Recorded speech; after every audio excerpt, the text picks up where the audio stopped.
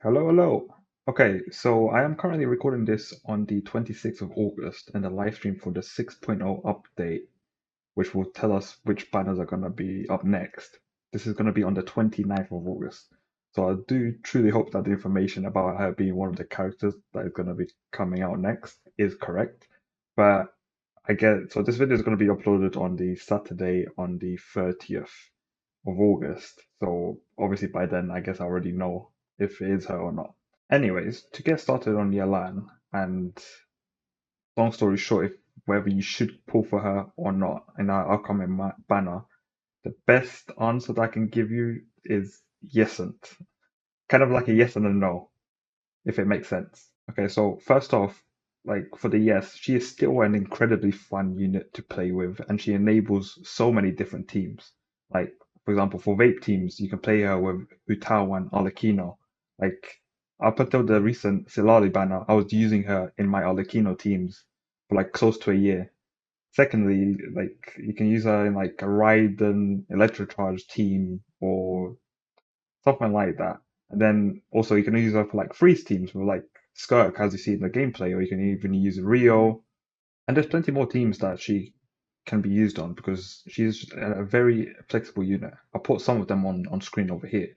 Also, just a quick disclaimer about the gameplay going on behind. These are all the constellations and weapons that these characters are currently using. But anyways, to answer the question of what exactly does she do? To put it as simply as possible, her normal attacks are just regular bow attacks because she is a bow user. Her E's let her like run extremely quickly onto enemies, and this applies Hydro on them, and it does a bit of damage, not too big, but the main thing for this is the application of the Hydro. But her main kit is her burst.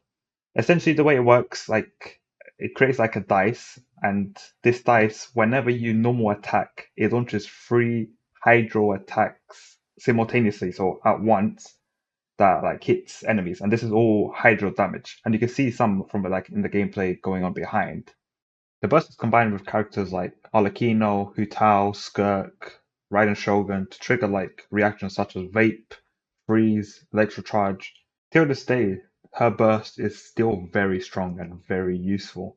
Like a good example is the first Dire clear that I managed to do in this video over here. Without her, I wouldn't have been able to clear all three teams of Dire. So I wouldn't have been able to clear the hardest content in the game. All of this leads into how future relevant is she going to be, and also why I am half into saying no on if she is currently worth getting. For future proof, with Notcry just around the corner, there's gonna be many new units added to the game. There's no telling whether she'll be a good teammate to the new units or if the new units are gonna directly become a better support or teammate to their teams that she currently already is. So we're essentially just power creeping her. Another bad thing about Yelan is the 4-star Xingqiu. So many of you might not know this or even remember this, but when she first came out, people were comparing them to and stating that she's just him, but 5-star version, and she didn't really provide anything different from him.